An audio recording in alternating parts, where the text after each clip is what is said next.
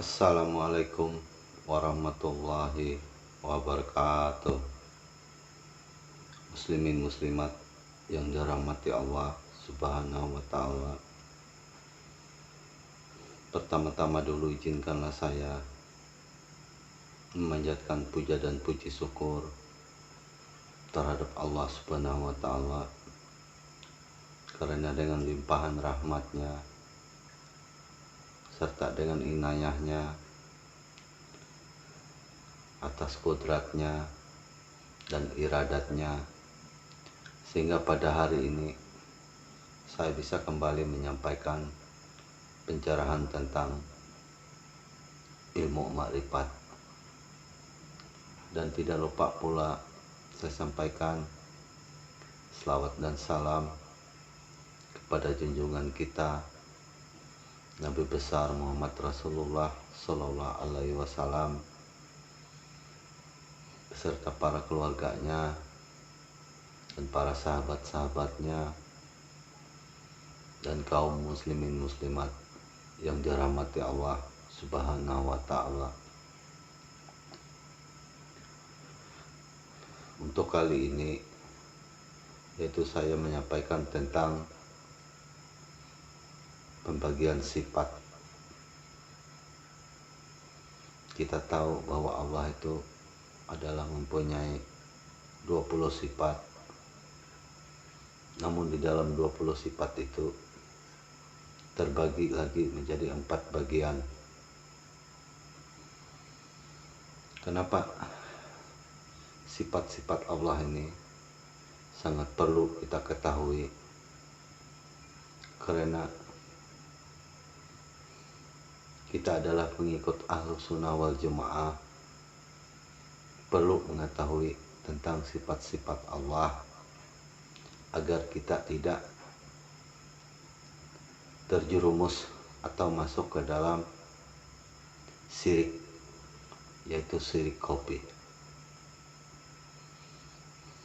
Muslimin muslimat yang dirahmati Allah Subhanahu wa ta'ala, adapun pembagian dari sifat-sifat wajib bagi Allah itu yaitu 1, sifat nafsiyah, yang kedua sifat salbiyah, yang ketiga sifat ma'ani, yang keempat sifat mana'wiyah. Baiklah, kita uraikan tentang sifat nafsiyah. Sifat nafsiyah ini adalah tentang sifat kepribadian atau sifat Allah. Sifat kepribadian Allah maksudnya yaitu sesuatu yang tidak bisa diterima oleh akal jika Allah tidak disifatkan dengan sifat-sifat ini, ataupun bisa juga dikatakan sifat untuk menentukan adanya Allah, di mana Allah menjadi tidak mungkin ada tanpa adanya sifat di dalam diri Allah tersebut. Adapun yang tergolong sifat ini yaitu sifat wujud. Jadi Allah itu adalah sifatnya adalah sifat wujud, tentang keberadaan wujudnya Allah. Jadi sifat wajib bagi Allah itu ialah wujud, artinya ada. Jadi mustahil sifat Allah itu adam, atau artinya tidak ada. Allah Ta'ala itu adalah mustahil Allah tidak mempunyai sifat, dan mustahil Allah itu tidak ada atau tiada. Itu yang kita tekankan di dalam sifat nafsiyah, yaitu tentang keberadaan wujudnya Allah Subhanahu wa ta'ala. Jadi Allah itu sifatnya wajib wujud atau wajib ada, mustahil tidak ada.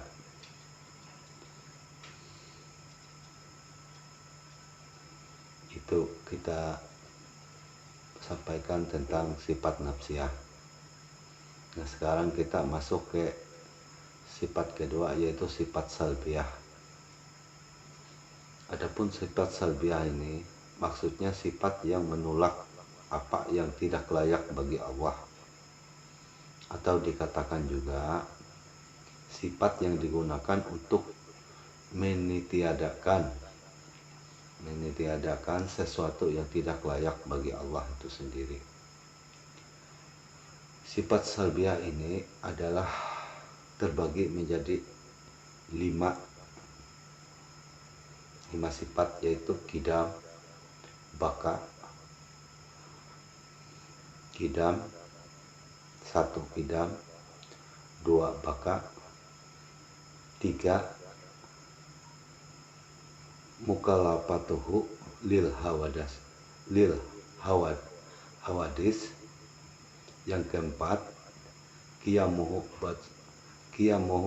binafsihi, kelima yaitu wahdaniyah.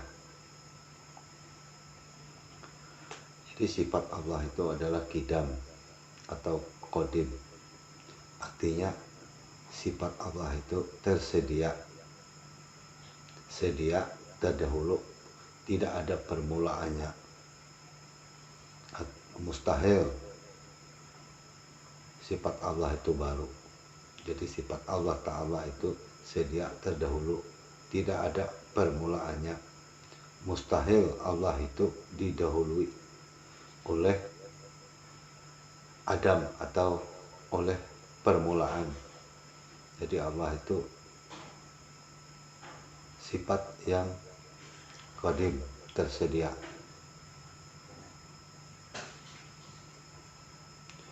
Yang kedua yaitu sifatnya baka.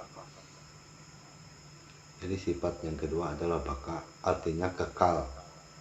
Jadi mustahil sifat Allah itu fana, artinya binasa. Karena Allah itu adalah bersifat kekal, mustahil ia dikatakan fana atau binasa. Yang ketiga adalah sifat mukhalafah lil hawadis, artinya tidak sama dengan yang baru.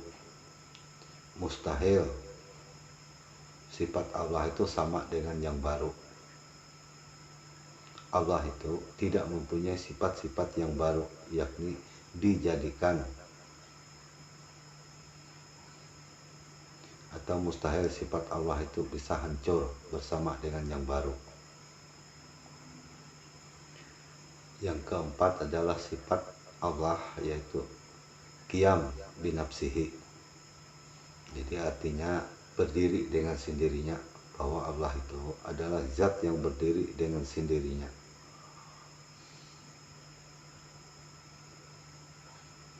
Mustahil bila Allah itu sifatnya tidak berdiri dengan sendirinya, atau ada hal sifat lain yang besertanya yang bisa mendirikannya. Jadi Allah itu sifatnya berdiri dengan sendirinya, jadi berdiri sendiri.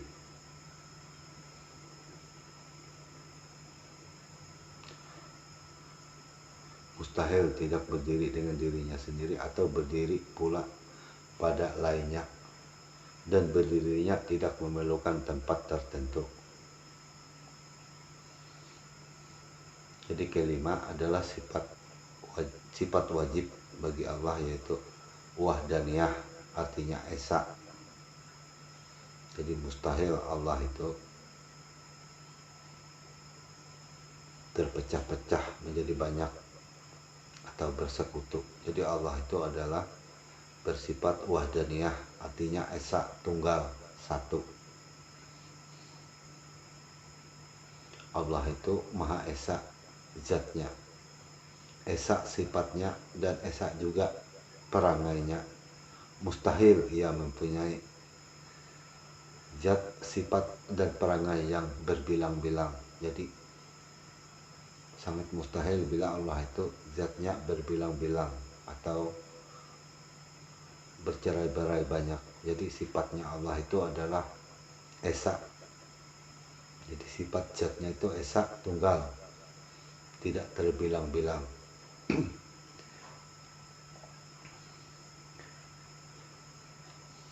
Itulah sifat dari poin kedua, masalah sifat Allah, yaitu sifat salbiyah. Nah sekarang kita masuk ke sifat ketiga, yaitu sifat ma'ani. Adapun maksud dari sifat ma'ani ialah maksudnya sifat yang diwajibkan bagi zat Allah subhanahu wa ta'ala, suatu hukum atau sifat yang pasti ada pada zat Allah itu sendiri. Jadi sifat ini terdiri dari 7 sifat, yaitu kodrat, iradat, ilmu, hayat, sama, basar, kalam.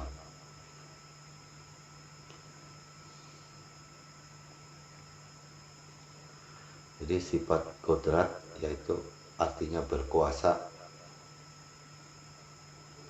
Jadi mustahil Allah itu sifatnya lemah. Jadi sifat Allah itu sifat kuasa. Allah Ta'ala itu maha berkuasa, apapun bisa dilakukannya. Mustahil Allah itu lemah atau tidak berkuasa. Jadi sifat iradat yaitu artinya menentukan.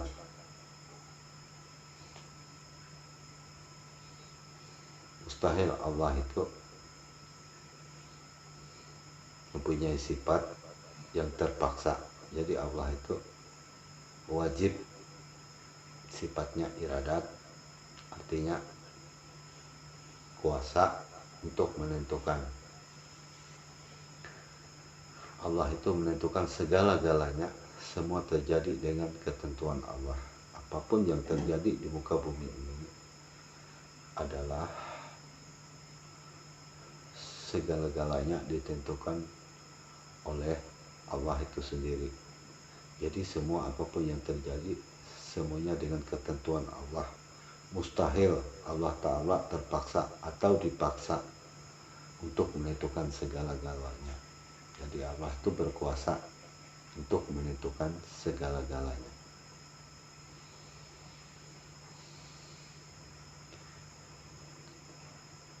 Terus Allah mempunyai sifat alim.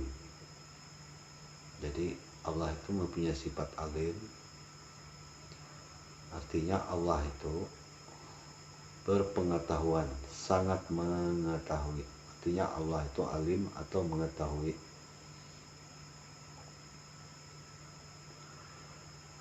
Jadi Allah itu lah yang berilmu, Allah lah yang punya ilmu. Jadi Allah Ta'ala itu amat mengetahui segala-galanya. Mustahil Allah itu tidak mengetahui apa yang terjadi di alam ini. Jadi sifat Allah itu sangat mengetahui.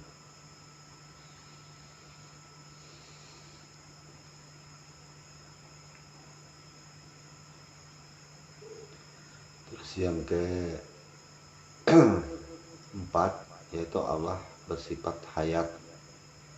Hayat artinya Allah itu adalah sifat yang hidup. Allah maha hidup.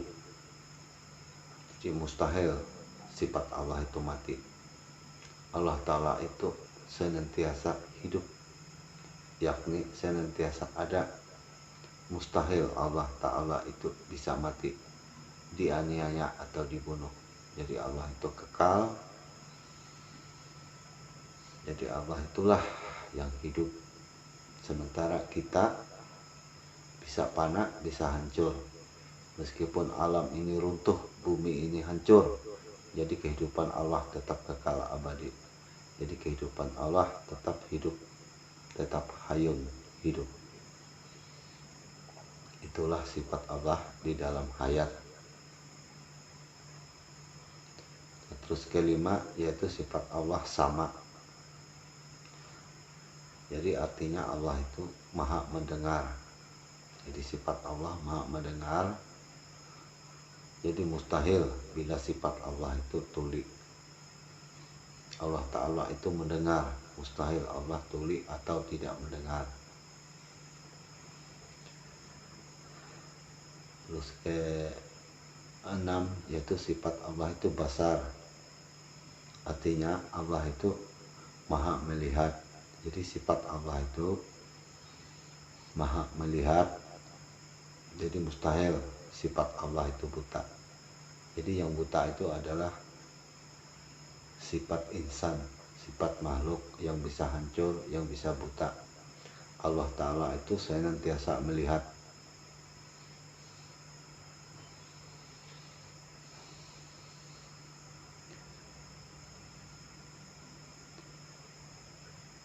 Terus yang ketujuhnya sifat wajib bagi Allah yaitu kalam.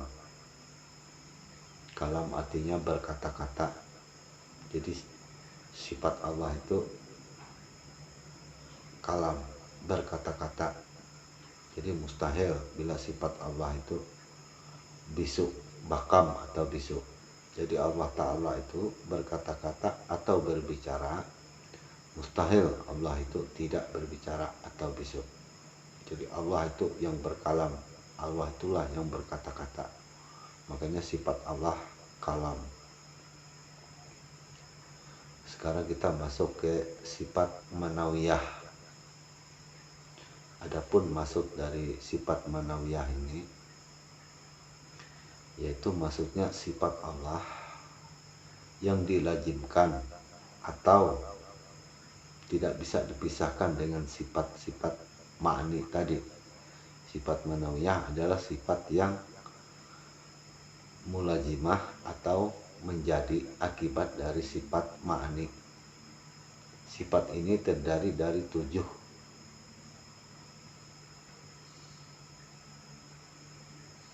Sifat ini terdiri dari 7 sifat, yakni sifat kodrat tadi, atau bersifat kodrat, iradat, ilmu, hayat. Jadi berkaitan, jadi sifat manawiyah ini berkaitan dengan sifat ma'ani tadi.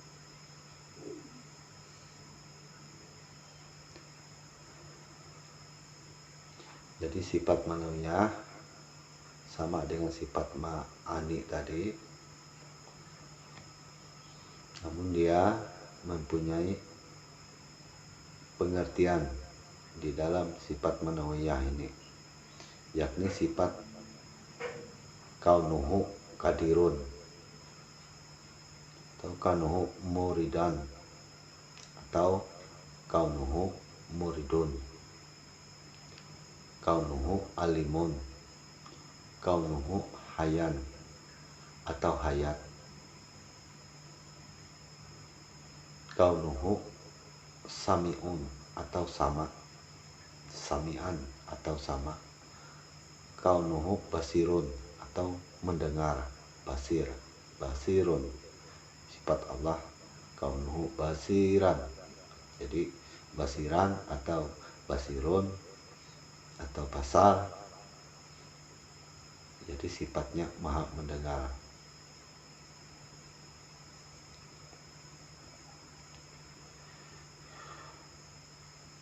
Terus lagi kaunuhu mutakalimun. Jadi sifat wajib bagi Allah, sifat wajib bagi Allah yaitu kaunuhu kadiron. Jadi kaunuhu kadiran ini artinya kodrat, artinya keberadaan Allah maha kuasa. Jadi mustahil sifat Allah tidak berkuasa. Keberadaan Allah tidak mungkin lemah, jadi Allah lah yang berkuasa.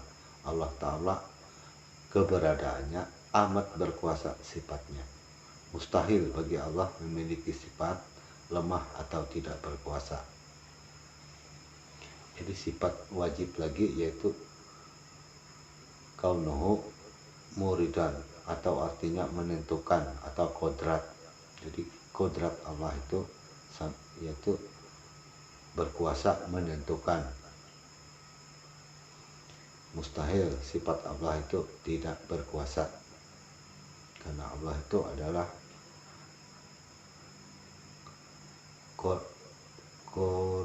iradat. Jadi sifat Allah itu kodrat dan iradatnya, atau muridan, atau menentukan. Jadi sifat kaunuhu aliman atau alim. Jadi sifat Allah itu kaunuhu aliman, artinya maha mengetahui. Jadi mustahil Allah itu tidak mengetahui sesuatu. Allah Ta'ala itu maha mengetahui. Mustahil Allah itu tidak mengetahui sesuatu. Terus yang keempat lagi yaitu sifat wajib bagi Allah, yaitu kanuhu hayan, atau sifat yang hidup. Mustahil sifat Allah itu mati. Jadi Allah Ta'ala itu maha hidup dan maha menghidupkan alam ini. Mustahil Allah itu bisa mati atau terbunuh. Jadi Allah itu adalah zat yang hidup, yang kekal. Jadi itulah sifat Allah.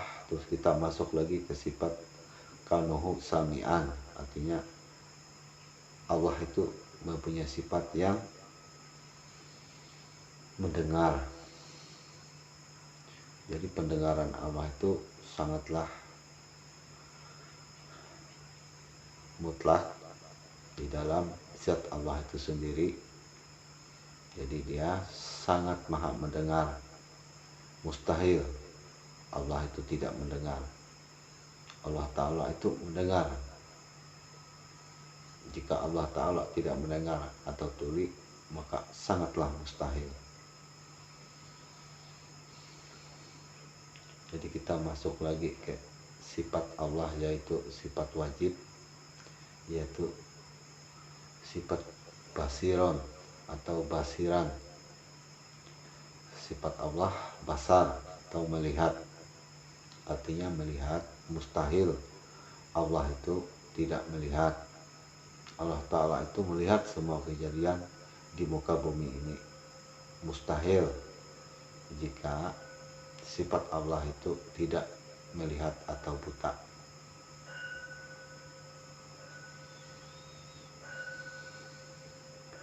Terus sifat wajib bagi Allah lagi yaitu kaunuhu mutakaliman atau mutakalimun, artinya maha berkata-kata atau kalam. Jadi sifat wajib kaunuhu mutakaliman, di kalam. Jadi artinya Allah itu maha berkata-kata. Jadi sangat mustahil bila Allah itu bisu atau tidak bisa bicara. Allah Ta'ala itu berkata. Mustahil jika Allah Ta'ala bisu atau tidak berkata-kata. Jadi ini sekedar yang wajib kita ketahui tentang sifat-sifat Allah itu tadi. Jadi wajib bagi kita mengetahui tentang keberadaan sifat-sifat Allah agar kita tidak melanggar hak-hak Allah atau mensirikkan syirik dari sifat-sifat Allah, atau syirik khafi, yang sangat halus, yang tidak terasa, sehingga kita menjadi syirik apabila kita kurang mengetahui tentang sifat-sifat Allah. Saya rasa hanya sekian yang saya sampaikan, mudah-mudahan bisa bermanfaat. Wabillahi taufiq wal hidayah. Assalamualaikum warahmatullahi wabarakatuh.